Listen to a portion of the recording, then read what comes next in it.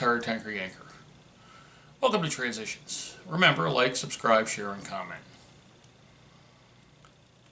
Yep, I've done 2 flat earth debunking videos. It's 2 more than I ever planned to make, so I'm starting to wonder if this is my niche or not. Don't really know, but then you never know. So why this video? Well, this is to respond to some of the comments I've gotten. I do appreciate all comments, and I've gotten comments that say, yes, Sully, what you're saying is pretty close to the truth. Other people saying, you've been fooled, you've been conned, you subscribe to the lies. But, you know, even ad hominem attacks, but they don't offend me. I'm pretty hard to offend. Well, I can be offended, it is possible, but the last person who actually was able to offend me is now in prison, so. So let me make this brave confession here. Yes, I am a globetard. Proud and loud globetard. Thank you very much. And why am I a loud and proud globetard, you ask? Because the fact, and it is empirically proven reality, that we live on a spinning ball. That is the truth. Flatties claim that this proof is flawed. So I just ask, and I'm asking again and again and again, show me an actual photo of this flat earth taken from space. And until you can do that, I will continue to believe the heliocentric globe model of the solar system. And why? Because it's been proven empirically and repeatedly. So flatties, where's your proof? And, you know, don't give me the talking points, well, we've tried this. That's impossible on a globe. If we're spinning at 1,040 miles an hour, why isn't the water flying off? Why aren't we flying off the Earth? Because if I was spinning that fast on a merry-go-round, the speed is irrelevant. Because you are doing 1 revolution every 24 hours. If you were on a merry-go-round going 1,040 miles an hour, and it was only 40 feet across, yes, you go flying off. But if you were on a merry-go-round that was 8,000 miles across, traveling at 1,000 miles an hour, it would take 24 hours to complete 1 rotation. You wouldn't go flying off. Okay? I mean, let's just use a little example here. Now, this isn't a ball. This is a little stress thing that I have. But where is a ball?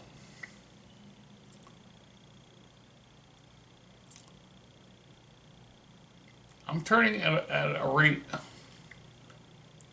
of less than, oh, I got a ball. I got a ball. Stay right there.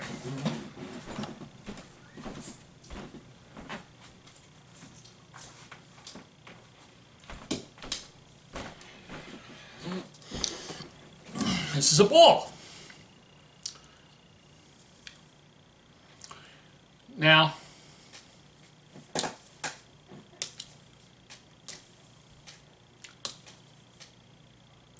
I do this with this ball, give it 1 revolution, and it takes about 2 seconds, it's already spinning faster than the Earth is. But the Earth is spinning at 1,040 miles an hour at the equator. That ball doesn't seem to be going that fast. But because this ball isn't 8,000 miles in diameter, I can turn it faster than the Earth. Okay, why does the ball drop? Well, because things fall down. Well, it's gravity. Remember, the attraction point of gravity is not everywhere on a plane down. It's to the center of the Earth. If I was standing, say, somewhere else, and drop this ball, it would still go down.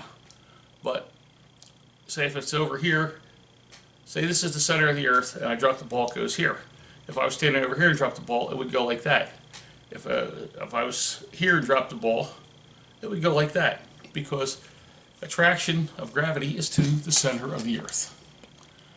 But according to the flatties, I'm just a stupid globetard who's been deluded by pseudoscience. So, where's your proof? Come on. Show me your proof. Are you hiding this proof? What is the great conspiracy, flat earthers? Why are you hiding the proof that the earth is flat by not showing photographs? Come on, be a rebel. Show us the photos of the flat earth taken from space, please. Pretty please. Pretty please with sugar on top. Okay. I got some pretty good comment that for there to be a true conspiracy to hide the fact of the flat earth, every government on the face of the earth would have to be included. The sad fact is that the flatties believe that. Countries that can't get along on any other idea, such as religion, geography, finances, I want to shoot a missile at you, I'm going to aim my guns at you, they can't get along. But yet they agree to collude to hide the fact that the earth is flat. Hiding the fact from 7 billion people. The only response I have is why and what to gain. It makes absolutely no sense to hide the shape of the earth from the people and tell them exactly the opposite. Okay? This baseball is flat. Well, if I was maybe a micromillimeter tall and standing on this baseball, I would probably think it was flat too. But I'm not, so. Someone else commented that I need a shave. Yeah, I did have about 3 days growth when I made that video. Well, it's one of the perks of being retired. You don't have to shave every day. So what does that have to do with what I said? Because I can get away without shaving a few days? I'm not credible? Really? Look, I'm not a professional debunker. I'm not even a professional YouTube vlogger yet because I'm not making any money at this. I mean, I can if you subscribe and tell your friends about me and they subscribe. But I do like to use common sense and reason as much as possible. And I do consider every possible scenario. Now, I am not going to get into my religion or politics here on YouTube, but just for sake of clarity,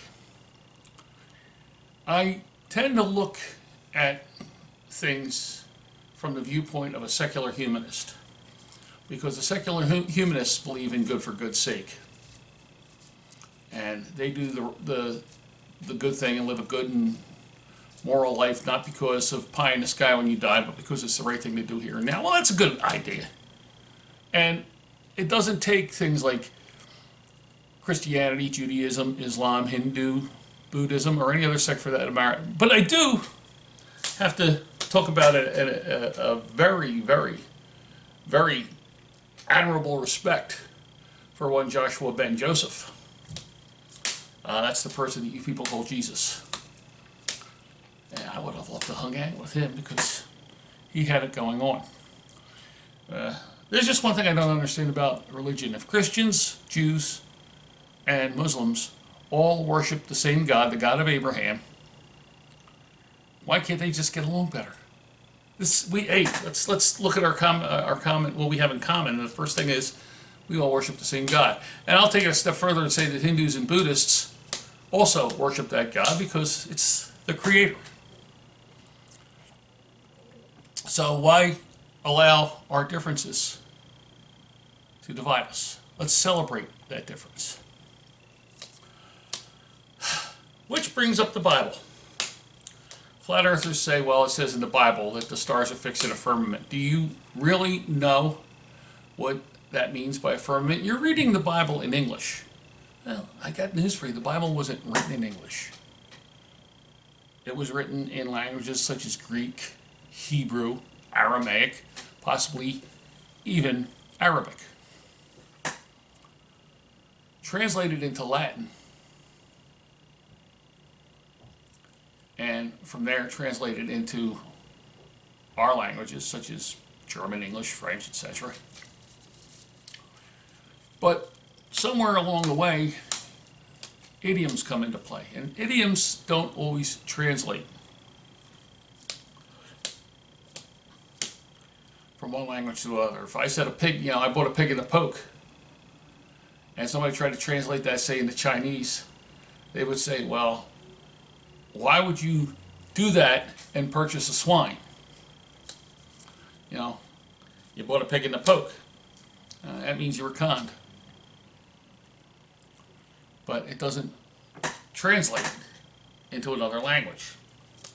Or say, you know, quick as a wink. People might not understand that if it's translated into a different language. You know, things just don't translate. Idioms just don't translate from one language to another. So, if they talk about the firmament in the Bible, that can also mean something that divides the waters, or else a vast expanse. So the Bible says the stars that are fixed in the firmament, it means that they're floating in an expanse, not set in a solid object. So the Bible talks about the ends of the earth. Well, that's an idiom, because there are no ends to the earth. The earth is a globe, and you can just keep going. Everything and anything in the Bible is subject to interpretation, and therefore shouldn't necessarily be taken literally. There are fundamentalists who take the Bible literally, and also depends on what version of the Bible you're reading too. But they want to use the Bible as a reason for supporting a flat earth, and that's when denialism comes into play. Now, I've talked about denialism before, and it's when you choose not to believe in empirically proven reality because it's uncomfortable or inconvenient. And that's exactly what the flatties do. The narrative is that the flat earth is true and the government is hiding the fact from us. Well, which government and why? What can possibly be gained by telling people that they live on a globe when the earth is flat? I don't get it. And every government on earth would have to be complacent. Governments that are aiming missiles at each other. Governments that say, well, we're capitalist, you're socialist, we don't like you. Well, you're socialist, we're socialist, and you're capitalist, we don't like you. But yet they can agree on this. They're in on the fix. Why? It makes no sense. The empirically proven reality is that we live on a globe. And flatties are in denial because they want to embrace the conspiracy theory that every single government is colluding. Also, there's also the nameless, faceless they. They are doing this to you. Who the frig are they?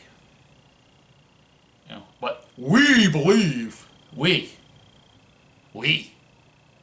Who the frig is we? What, you got a mouse in your pocket or something? We.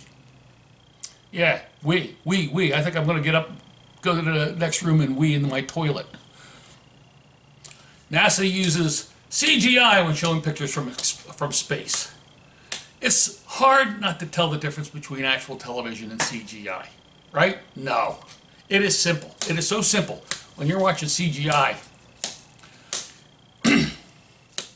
you can usually tell that it's not real. And the more I do this type of thing, the more I can say that that's so. But how do the flatties account for these pictures of Earth taken from outer space before CGI or Photoshop? Oh, that's right. NASA had this technology long before the rest of us did, and they chose to hide it so that they could trick us. I'm waiting to hear that one. I'm waiting to hear the first flatty say that one. And I can hear the face palms already. So let me get this straight. Governments who can't agree on anything else and want to point weapons at each other are working in collusion to hide the truth that the earth is flat. Is that about right? Drop a comment. Let me know what you think. For the transitions, this is Sully, the retired tanker yanker. Safe and happy travels.